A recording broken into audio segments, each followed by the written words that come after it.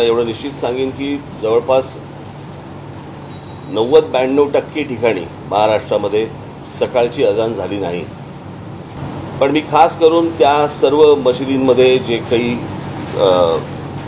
काय चालवणारे जे कोणी मौलवी वगैरे जे कोणी असतील त्यांचे मी खास आभार मानेन की आमचा जो विषय आहे तो विषय त्यांना नीट समजला।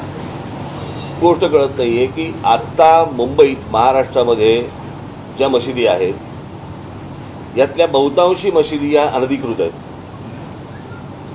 अनधिकृत मशिदींवरती लागलेले भोंगे हे अनधिकृत आहेत आणि त्यांना सरकार परवानगी देते अधिकृत। आत्ताची पत्रकार परिषद ही मी 6 वाजताची जाहीर केली होती, परंतु काही सूचना या मला असं वाटतं आत्ताच जाणं गरजेचे आहेत, म्हणून मी 6 वाजताची पत्रकार परिषद मी आत्ता 1 वाजता केली।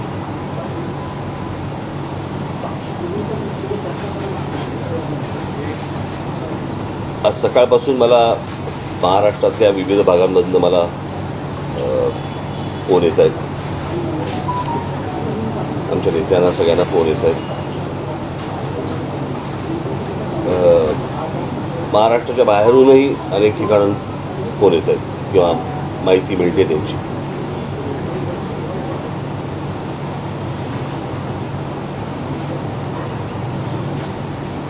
पोलिसांचे फोन येत आहेत, पोलीस काही गोष्टी सांगतायत। सर्वसाधारणपणे आत्ता अनेक ठिकाणी आमच्या पदाधिकाऱ्यांना, माझ्या महाराष्ट्र सैनिकांना पोलीस नोटिसेस पाठवत आहेत, डिटेन करतायत, पकडतायत।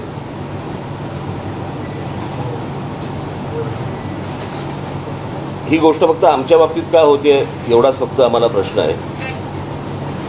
जे कायद्याचं पालन करतायत त्यांना तुम्ही सजा देणार, त्यांना तुम्ही डिटेन करणार, आणि जे कायद्याचं पालन करत नाहीयेत त्यांना तुम्ही मोकळीक देणार। तरी मी आज तुम्हाला एवढं निश्चित सांगेन की जवळपास 90-92% ठिकाणी महाराष्ट्रामध्ये सकाळची अजान झाली नाही। सर्व ठिकाणी आमचे लोक तयारच होते, पण मी खास करून त्या सर्व मशिदींमध्ये जे काही काय चालवणारे जे कोणी मौलवी वगैरे जे कोणी असतील त्यांचे मी खास आभार मानेन की आमचा जो विषय आहे तो विषय त्यांना नीट समजला। तर मला आता मुंबईचा जो रिपोर्ट आला आहे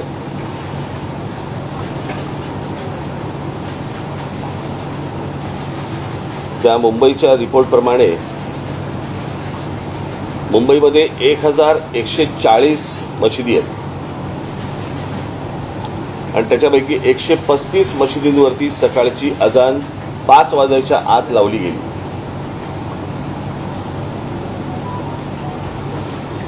काल मला ते विश्वास नांगरे पाटील यांचा मला काल फोन आला होता आणि त्यांनी सांगितलं की आम्ही सर्व मशिदींशी बोललेलो आहोत, त्यांच्या मौलवींशी बोललेलो आहोत, ते कोणी सकाळची अजान लावणार नाही।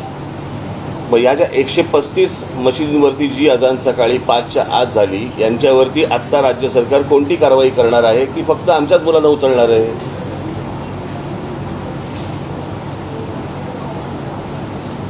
एक विषय मला असं वाटतं आपण समजून घेतला पाहिजे। हा विषय क्रेडिटचा नाही आहे की हे आमच्यामुळे झालं किंवा कोणामुळे झालं, हा विषय नाही आहे। मला असं वाटतं की सामंजस्याने जर सगळ्यांनी जर हे विषय नीट हाताळले तर हा विषय सगळ्यांचा आहे। म्हणजे हा एकटा क्रेडिट काय बाबा आमच्यामुळे 92% ठिकाणी अजान झाली नाही, मला नाही असल्या क्रेडिट घ्यायची इच्छा पण नाही।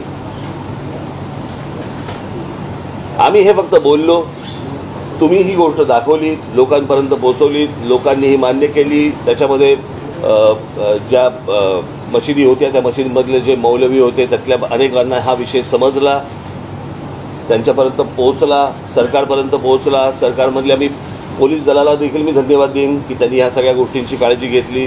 मी तुम्हालाही खास करून धन्यवाद देईन की तुम्ही हा लोकांपर्यंत नीट विषय पोहोचवलात.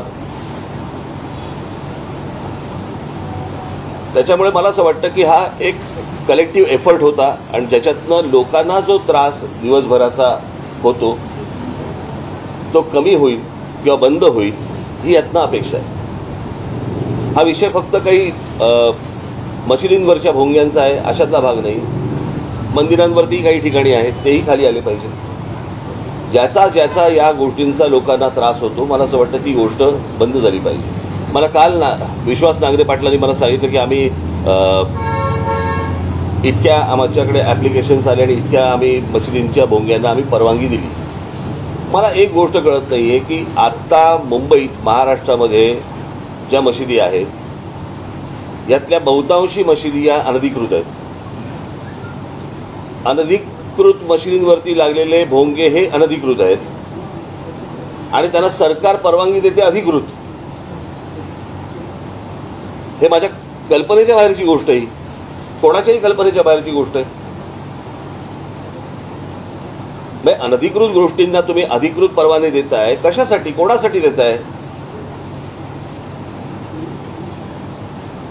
आणि मी आत्ताची पत्रकार परिषद ही घेणं एवढंच माझं आत्ताचं कारण आहे की हा विषय फक्त सकाळच्या अजान पुरताचा नाही आहे. दिवसभर जे काही 4 ते 5 वेळा जी काही बांग दिली जाते, जी काही त्यांची प्रार्थना ते म्हणतात, जे लाऊडस्पीकरवरनं म्हणतात, ती जर परत जर त्यांनी दिली तर आमची लोक हनुमान चालीसा त्या वेळेला वाजवणार म्हणजे वाजवणार.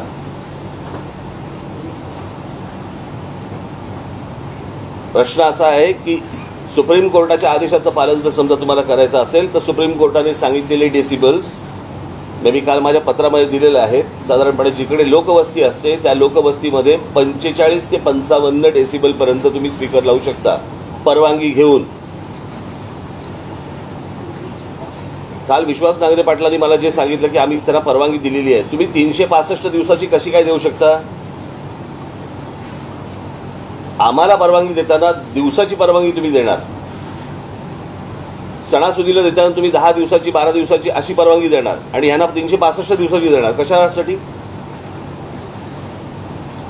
आणि मला असं वाटतं ह्यांनी पण रोजच्या रोज परवानगी मागितली पाहिजे. तीही सुप्रीम कोर्टाने सांगितलेल्या डेसिबलच्या नियमात बसून. आता ते जे 45 ते 55 डेसिबल सांगितलं आहे म्हणजे आपल्या घरचा जो मिक्सर असतो त्या मिक्सरचा जो आवाज येतो तेवढे डेसिबल, याच्यावरती जाता येणार नाही. आता प्रश्न असा आहे, मी सांगितलं होतं की हे पहिले भोंगे खाली उतरवा. पोलिसांना काय एकच धंदा आहे का रोज सकाळी डेसिबल मोजत बसायचं?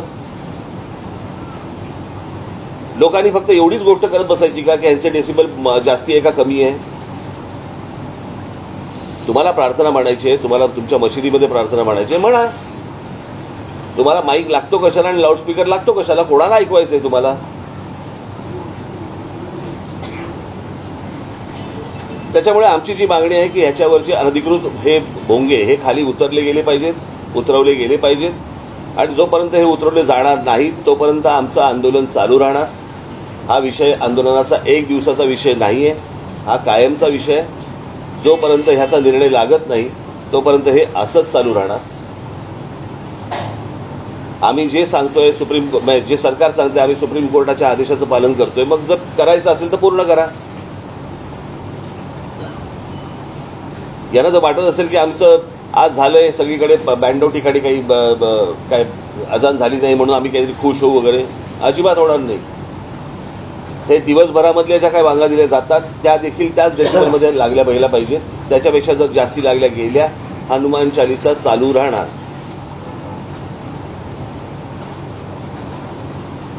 यांचा जर या बाबतीत, बरं मी काल पण सांगितलंय परत एकदा सांगतो, हा सामाजिक विषय, हा धार्मिक विषय नाही.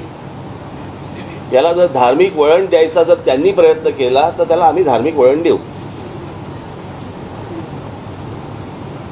आमची अजिबात इच्छा नाही की कुठे शांतता बिघडावी या महाराष्ट्रातली, देशातली, किंवा कुठे दंगली व्हाव्यात. अजिबात इच्छा नाही, गरज पण नाही. तुमच्या जर लक्षात असेल तर परवा दिवशी माझ्या संभाजीनगरला भाषण चालू असताना ज्या वेळेला तिकडे बांग दिली गेली त्यावेळेला मी हे पोलिसांना सांगितलं. अन्यथा ते जर भडकवायचं असतं तर तिथे काय लेवल प्रकरण झालं असतं मला जरा सांगा.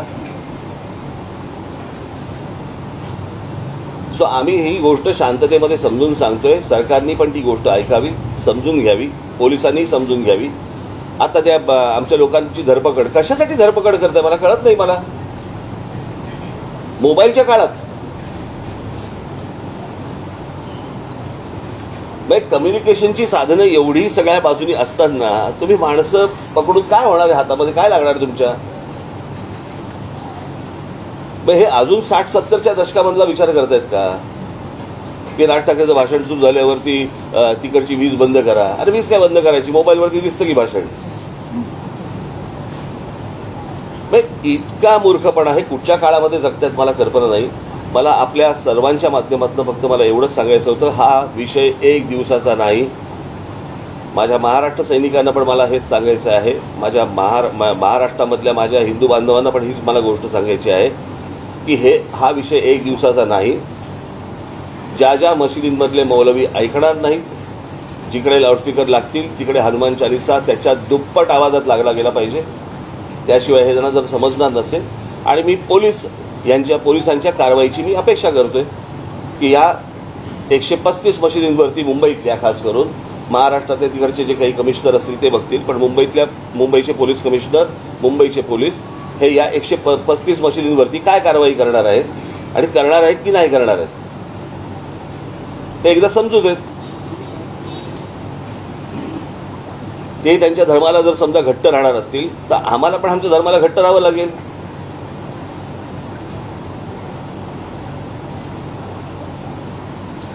याचा पोलिसांनी विचार करावा, सरकारने विचार करावा. आणि मला असं वाटतं की त्या महाराष्ट्रात शांतता नांदावी, लाऊडस्पीकर बंद व्हावे. जेव्हा तुम्हाला सणासुदीला लागतायत, काही सभाजना लागतायत, कुठच्या कारणाला लागतायत, आपण समजू शकतो लाऊडस्पीकर. पण 365 दिवस सकाळी उठल्यापासून दिवसभरामध्ये 4-4, 5-5 वेळा तुम्ही जर ऐकवणार असाल तर आम्हाला नाही ऐकायचं आहे ते. याचा महिलांना, विद्यार्थ्यांना, कोणी आजारी ग्रस्त असतील त्यांना त्या गोष्टींचा त्रास होतो. एवढं पण समजत नाही. ह्यांचा धर्म मोठा माणुसकीपेक्षा. परंतु मी परत सांगेन आपल्याला की ज्या मशिदींवरचे सकाळी आज अजान झाली नाही, त्यांनी देखील याच्या पुढे ज्या वेळेला त्यांना काय प्रार्थना म्हणायची आहे, एक तर पोलिसांनी हे भोंगे खाली आणले पाहिजे. तुम्हाला जी काय प्रार्थना करायची मशिदीमध्ये करा, आणि हे आवाज बंद झाले पाहिजे महाराष्ट्रामधले. एवढीच फक्त मी अपेक्षा करतोय. परत एकदा सांगतो, हा विषय एक दिवसाचा नाही. तुम्ही 4 तारीख म्हणून 4 तारीख पकडू नका. हा कायमस्वरूपी राहणार जोपर्यंत विषय निकाली लागत नाही तोपर्यंत. सर, एक प्रकारे आंदोलन जे आहे ते तीव्र करताय. म्हणजे एक प्रकारे जोपर्यंत हा मुद्दा सुटत नाही तोपर्यंत तुम्ही हे आंदोलन तीव्र करताय. यामुळे समाज स्वास्थ्य किंवा कायदा सुव्यवस्थेची परिस्थिती याचा विचार त्यांनी करायचा आहे, मी नाही करायचा आहे ना. मी तर सोपं सांगतोय की ही गोष्ट बंद करा म्हणून. तुम्ही मला काय प्रश्न विचारताय? असा एक आरोप केला जातो. प्रश्न आरोप करण्यापेक्षा त्यांना सांगा ना की ही गोष्ट बंद करा. कोणी प्रार्थना तुमची काय धर्माची असेल ती म्हणू नका, हे मी सांगतोय का? मी हे बोलतोय का? नाही. ते म्हणा, तुमच्या मशिदीत म्हणा, तुमच्या घरात म्हणा. खरं तर धर्म हा तुमच्या घरामध्ये असला पाहिजे. देवळामध्ये जातो आपण, नमस्कार करतो, परत येतो. आपण या तिकडे प्रत्येक जण जो जातो तो काय आरती करत बसत नाही.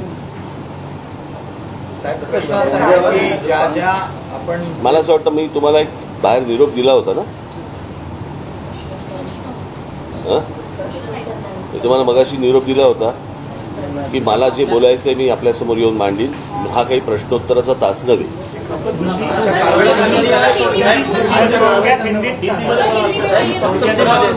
मैंने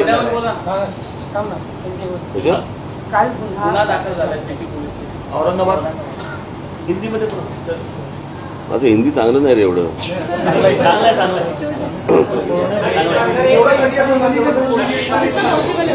हमारे कार्यकर्ता का धरपकड़े जो चल रहा है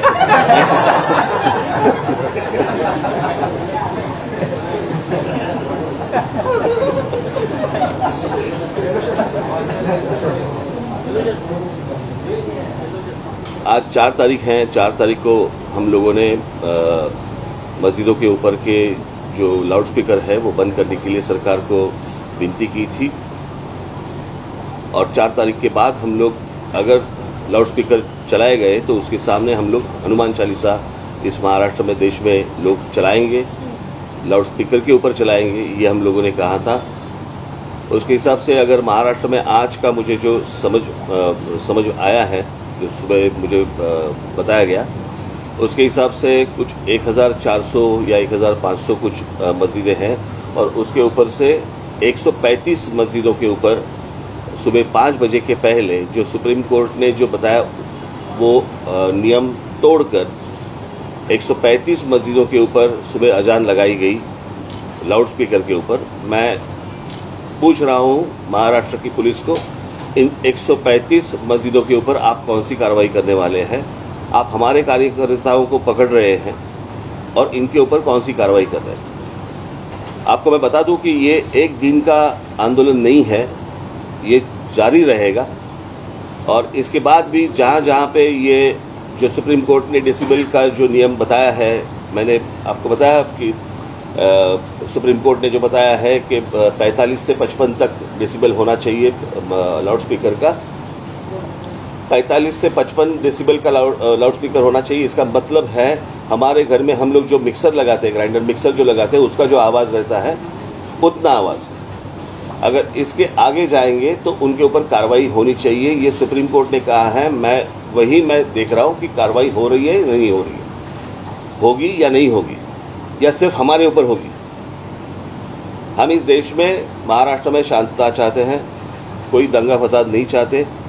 हम सिर्फ चाहते हैं कि जैसे मस्जिदों के ऊपर है, अगर इलीगली अगर मंदिरों के ऊपर भी होगा वो भी निकालो आप। ये विषय सामाजिक है, ये धार्मिक विषय नहीं है, ये पहले समझ लो आप। और उसके हिसाब से मुझे लगता है किसी भी सरकार को इस देश में, किसी भी राज्य सरकार को या वहाँ की पुलिस को इस तरह की एक्शन उनको लेनी चाहिए। अगर आप सुप्रीम कोर्ट का अगर आप कंटेम्प्ट ऑफ कोर्ट कर रहे हो तो सुप्रीम कोर्ट इसके आगे क्या करने वाली है ये भी मुझे देखना है। कि एक बार फैसला सुना देती है आप, और फैसला सुनाने के बाद अगर नीचे जो सरकारें हैं वो उसका इम्प्लीमेंटेशन अगर नहीं कर रहे हैं तो फिर फायदा क्या है सुप्रीम कोर्ट का? सुप्रीम कोर्ट का डिसीजन है, डिसीजन के बाद अगर सरकारें नहीं मानती तो क्या करेंगे आगे? और जब निवेदन की भाषा जब नहीं समझ में आती तब आंदोलन की भाषा शुरू हो जाती है। और इसके लिए आंदोलन है, ये एक दिन का आंदोलन नहीं है, ये चालू रहेगा जब तक ये आवाज़ें लाउड स्पीकर बंद नहीं होते, तब तक ये चालू रहेगा। ठीक है।